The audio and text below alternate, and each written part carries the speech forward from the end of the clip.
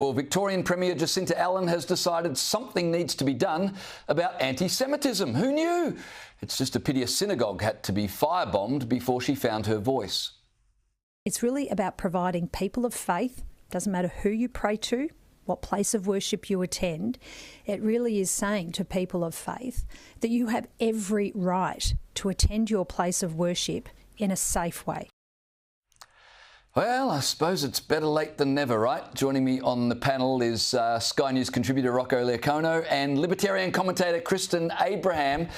This ban on protesting outside places of worship, Rocco, as well as banning terrorist flags and symbols in public and face coverings at protests, it's a good move, but it begs the question, why was this not done months ago? Well, James, it should have been done after October the 9th last year of what happened at the Sydney Opera House. I mean, for the last 14 months, we've seen cities disrupted and shut down. We haven't had hate preachers deported.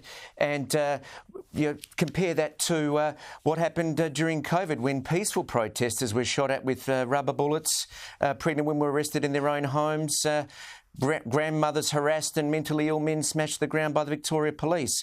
Not only is it too little too late, but it exhibits the usual double standards that we've come to expect from the Victorian government. Yeah, well, I love how Victoria's seen some of the worst, most violent, most aggressive pro-Palestinian protests, yet it's taken until now, as I said, after a synagogue was burnt down in a terrorist attack, for Jacinta Allan to acknowledge what we've been saying for more than a year. Have a listen. Anti-Semitism is a cancer.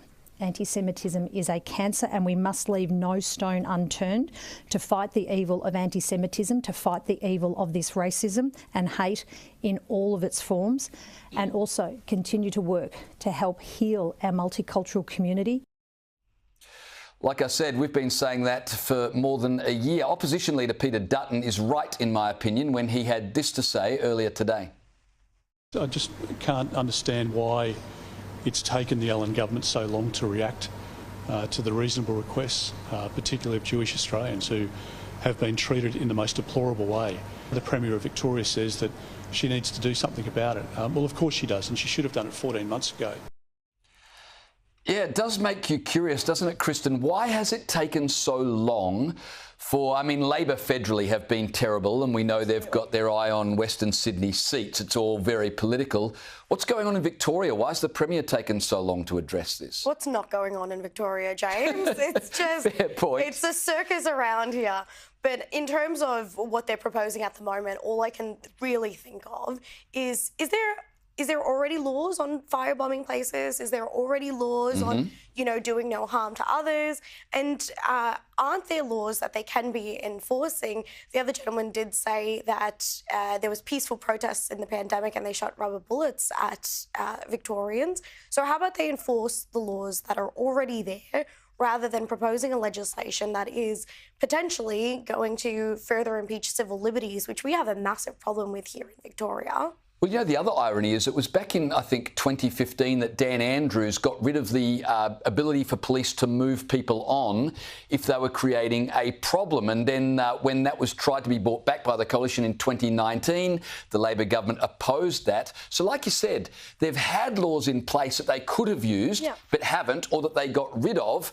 Now they're acting like they've come in to save the day with all these new laws. It's just ridiculous that the Allan government thinks that they can just wash out this new law and think that they're going to fix an institutionalised problem. How about they stand up for the uni students that felt the racism and religious hatred that was going on? How about they stand up for the Jewish community and actually show some leadership? But they just refuse to do that, and all they think is they can just push out new laws to save the problem. Well, I've spoken many times throughout this year about Labor's inability to accept blame. They blame everyone but themselves, and it seems that goes for state Labor too.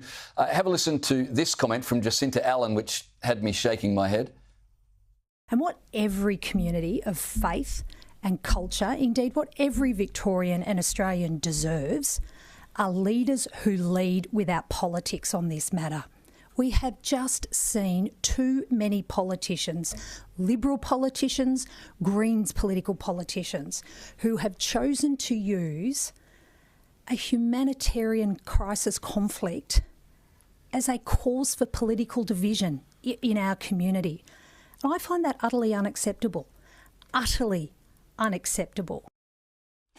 Rocco, can you believe this? You know, we don't want politicians using this issue politically. The Greens, the Liberals.